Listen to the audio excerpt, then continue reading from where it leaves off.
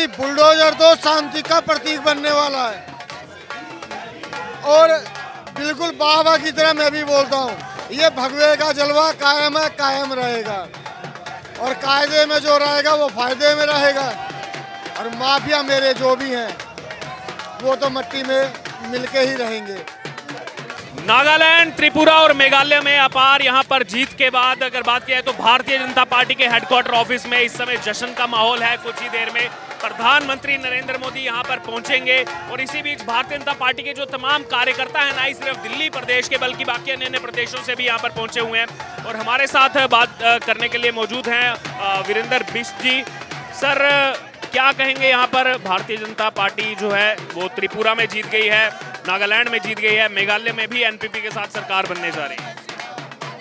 आज बहुत ही खुशी का दिन है, इसलिए आप राष्ट्रीय कार्यालय में देख रहे होंगे हमारे कार्यकर्ताओं की भीड़, सब जश्न में चूर हो रखे हैं इस समय। ये तो अभी ट्रेलर है, अभी इसके बाद 6 स्टेट में और चुनाव होने वाला है। उसके बाद 6 के बाद भी जब दिल्ली की भी बारी है।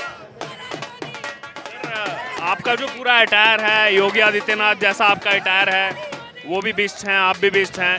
अभी उन पर बड़े आरोप लग रहे हैं जो बुलडोजर कार्रवाई चल रही है इस समय अतीक अहमद के करीबियों पर। देखो, यहाँ पर बहुत से जो है संगठन है वो भी कह रहे हैं कि ये देखिए कैसी भाषा बोली जा रही है, माफियाओं को मिट्टी में मिला देंगे, ये अदालत को नहीं मानते क्या? हमने कब कहा हम अदालत को नहीं मानते। योगी जी का तो कहना है जो जैसी बोली में समझेगा उसको वैसी बोली में समझाया जाएगा।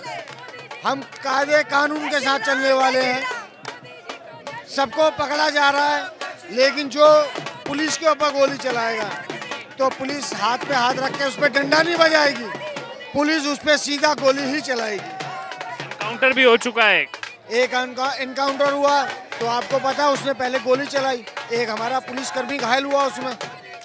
तो योगी की पुलिस लाठी डंडों से बात नहीं करेगी, अगर माफिया गोली चलाता है तो योगी की पुलिस गोली से ही जवाब देगी। 2024 की डगर क्या लग रही है? सेमीफाइनल इसको देखा जा रहा था नॉर्थ ईस्ट रीजन के लिए। 2024 में तो मोदी जी रिपीट हैं और 2029 का बेसब्री से हम भी इंतजार कर रहे हैं जब योगी जी की बारी आएगी। आखिरकार पूर्वोत्तर राज्यों में जो चुनाव हुआ अब उसके नतीजे सामने आ रहे हैं और यहाँ पर भारतीय जनता पार्टी की अगर बात की जाए तो सीधे तौर पर त्रिपुरा और नागालैंड में सरकार बनते हुए दिख रही है बीजेपी के साथ जो कोलिशन है। और वहीं पर मेघालय में अगर बात की, पिछली बार जो 2 सीटें बीजेपी की आई थी, इस बार वो जो है उन्होंने ज़्यादा वहाँ पर वोट शेयर जो है वो प्राप्त किया है और ऐसा माना जा रहा है कि एनपीपी के साथ वहाँ पर सरकार जो है बन जाएगी। क्योंकि ऐसी खबरें भी सामने आ रही हैं कि जो संगमा है वहाँ के चीफ मिनिस्टर है एनपीपी से, और उनके और हेमंत बिस्वा शर्मा के बीच में आपस में बात हो चुकी है। इस समय हम भारतीय जनता पार्टी के नेशनल हेडक्वार्टर ऑफिस में मौजूद हैं और यहाँ पर भारतीय जनता पार्टी के कार्यकर्ताओं का जुटना शुरू हो चुका है। कुछ ही देर में प्रधानमंत्री नरेंद्र मोदी पहुंचेंगे कार्यकर्ताओं को संबोधित करने के लिए। हमारे साथ राकेश गुप्ता हैं, बीजेपी दिल्ली के कार्यकर्ता हैं। सर, कैसे देखते हैं, पहले तो ये तीनों राज्यों की अगर बात की जाए तो किसी समय पर इनको देखा भी नहीं जाता था, नागालैंड हो गया, त्रिपुरा, मेघालय, लेकिन आज वहां पर अगर देखा जाए बीजेपी इतने प्रचंड जो है वो बहुमत लेकर के आगे आ रही है। ये विश्वास है जनता का मोदी के प्रति, ये जीत है मोदी के विकास के प्रति। जिस तरीके से पूर्वोत्तर में नॉर्थ ईस्ट के अंदर हर महीने हमारे 15 कैबिनेट मंत्री का आना जाना, और जिस प्रकार से एक समय ऐसा था कि नॉर्थ ईस्ट के मंत्रियों को दिल्ली आना पड़ता था, मोदी जी ने ये ख़त्म कर कहा आपको आने की ज़रूरत नहीं है, हमारे लोग आप तक आएंगे। और ये विकास की एक जो गंगा बह रही है और वो इसी तरीके से बहती रहेगी। इसी विश्वास के साथ वहाँ की जनता ने इस पर मोहर लगाया है। हाल ही में गुजरात के चुनाव हुए, हिमाचल प्रदेश के चुनाव हुए, दिल्ली एमसीडी के चुनाव हुए, उस समय भारत जोड़ो यात्रा चल रही थी कांग्रेस की, और गुजरात में उनकी परफॉर्मेंस को लेकर जब सवाल किए गए तो कांग्रेस ने कहा था कि अभी यात्रा खत्म नहीं हुई है, खत्म होने के बाद आप इफेक्ट देखेंगे। अब 30 जनवरी को यात्रा खत्म हो चुकी है, उसके बाद इन तीनों राज्यों में चुनाव थे। मेघालय में पिछली बार 21 आए थे, इस बार डबल डिजिट भी नहीं पहुंच रही है कांग्रेस। पहली बात तो मैं कहूँगा राहुल गांधी जी कांग्रेस जोड़ो यात्रा चलाए तो ज़्यादा बेस्ट है। भारत तो कहीं टूटा हुआ ही नहीं है, भारत तो दिन पे दिन और तरक्की कर रहा है और मजबूती से जिस तरीके से विश्व के अंदर अपना प्रचंड लहरा रहा है, वहाँ पे भारत के अंदर भारत जोड़ो यात्रा की जरूरत नहीं है, राहुल गांधी जी को जरूरत है आज कांग्रेस जोड़ो यात्रा चलाने की। पूर्वोत्तर में पहले कांग्रेस का एक सेगमेंट वहां से आता था, वहां से जो है उनको एक अच्छा वोट शेयर मिलता था, अब वो भी वहां से भी विलुप्त होते जा रहे हैं कांग्रेस। मैं कह रहा हूँ कांग्रेस आने वाले समय में रहे ना रहे, उनको अभी भी मंथन करना चाहिए।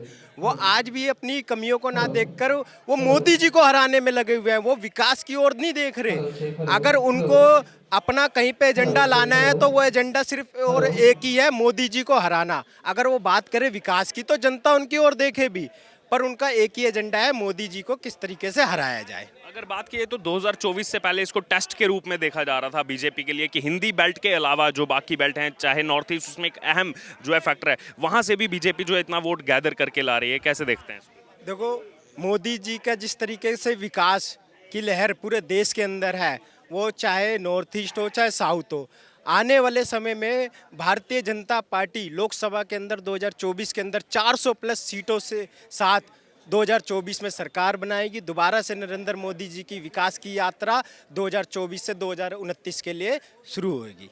चलिए, पूर्वोत्तर से अभी हम दिल्ली आते हैं, जहां पर हम मौजूद हैं, क्योंकि दिल्ली में राजनीति गरमाई हुई है, खास तौर पर मनीष सिसोदिया का विषय लेकर। वो भी 2024 का भी हमने जिक्र किया, वो भी उसकी तैयारी कर रहे हैं। आम आदमी पार्टी तो कह रही है कि मोदी तो डर गए हैं केजरीवाल से, इसीलिए जो है सिसोदिया अंदर जा रहे हैं।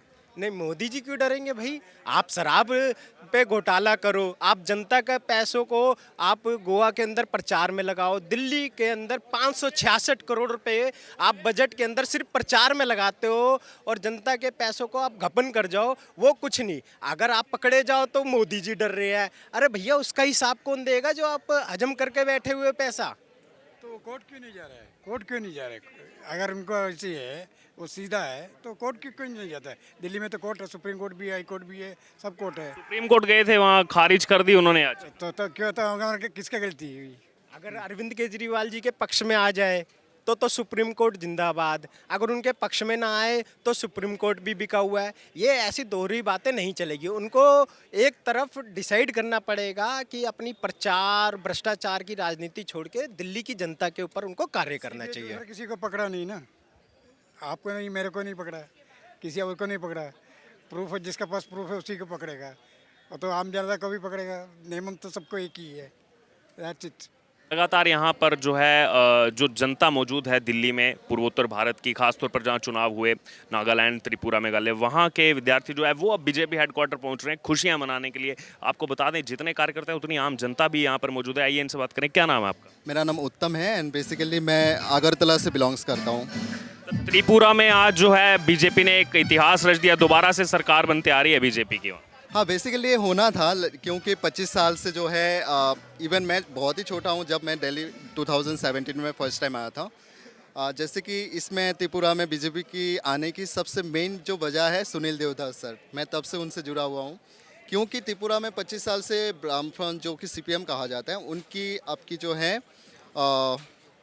मतलब कि शासन था 25 साल तक, उसमें कोई इम्प्रूवमेंट नहीं है। जो भी आपकी रोड बता दीजिए, कम्युनिकेशन बता दीजिए, सब कुछ में जो है उनकी एक दादागिरी चलता था। लोग कुछ भी आवाज़ नहीं उठा पाते थे। आज के डेट में देखो, लोग मिल के वोट दे रहे हैं। बेसिकली जो है वहाँ पर बीजेपी की जो मेन फैक्टर ये है कि जो कांग्रेस है, कांग्रेस वाले डायरेक्टली बीजेपी में आ चुके हैं, और जो CPM से रूठा हुआ है वो भी, क्योंकि किसी को वहाँ पर क्या होता है, बेसिकली मैं बता रहा हूँ, मैं जुलाईबारी से हूँ, तो वहाँ पर क्या होता है कि आप पार्टी से हो तो आपके हाथ में सब कुछ है, ना पुलिस की मानते ना कुछ, ठीक है ना। आज भी मैंने सुना हूँ सारे खुश ही है, लाइक आज अगर बीजेपी नहीं आता ना तो फिर त्रिपुरा में अभी भी खुना लाइक बहुत सारे मर्डर अब तक हो जाता है सर। मेरा एज भी ज़्यादा नहीं है, 24 साल का हूँ, बट ठीक है, मोदी जी सही कर रहे हैं। लेफ्ट और कांग्रेस इस बार एक साथ आए, वो उन्होंने कोशिश की कि बीजेपी के इस रथ को रोका जाए, लेकिन रोकने में जो है वो सक्षम नहीं हो पाए। यहाँ पर उन्हीं की उल्टे पर आजे हो गई। कैसे देखते हैं? एक्चुअली क्या है, CPM और जो है कांग्रेस, उनकी जो है 90 की आसपास, मेरे पापा जी भी कहते थे कि 90 के आसपास उनकी गवर्नमेंट था, जो की गवर्नमेंट होता है। तो उस टाइम भी लोगों से है ना, लोगों को मारा जाता है या फिर ओपन घर में घुस के किसी को भी मर्डर कर देते थे। तो उस टाइम कोई एक्शन नहीं था, लोग बहुत ही रूठा हुआ था। और वहाँ पर ऐसा था कि कांग्रेस और CPM की मतलब कि ऐसा बोलते हैं ना, बहुत दुश्मनी होता है। तो अचानक से सब एक साथ हो गए, तो लोग उनको एक्सेप्ट नहीं कर पा रहे, बिकॉज ऑफ देखो सर, आपके पिताजी को कांग्रेस की किसी ने मार दिया है, आप जाके वही कांग्रेस वाले के साथ आप मिल के काम कर रहे हो, तो लोग एक्सेप्ट नहीं करेंगे। इसलिए जो है बीजेपी मेन फैक्टर में उसी को यूज़ किए हैं। एक लास्ट कमेंट लेना चाहूंगा, 2024 की क्या तैयारी है? ये टेस्ट मैच तो था, ये तो दिखा दिया, अब 24 के लिए क्या प्लानिंग है नॉर्थ ईस्ट से? सर जब तक मोदी सर है, जब तक मोदी सरकार है तब तक कोई नहीं आ सकते हैं, क्योंकि लोग देख रहे हैं, जैसे कि हमारे जैसे यूथ हैं, हम भी एजुकेशन है, I have also completed BBA, है ना। सो हमें पता है कि कौन क्या कर रहे हैं। लाइक आप फॉरेन में चले जाओ, इंडिया की नाम है, अभी रशिया की इलेक्शन हुआ, रशिया की जो रशिया यूक्रेन जो वॉर चल रहा है, कॉन्फ्लिक्ट चल रहे हैं, तो उसमें भी क्या हुआ है, जैसे कि इंडिया की जितने भी स्टूडेंट हैं वो इजीली आ चुके हैं। लाइक इंडिया की एक मतलब कि स्ट्रॉन्ग स्टेटस इसको बोलते हैं ना, स्ट्रॉन्ग स्टेटस बन चुका है, तो मोदी जी को हरा नहीं सकते। मोदी के बाद तो योगी जी है, तो we are youth always with BJP।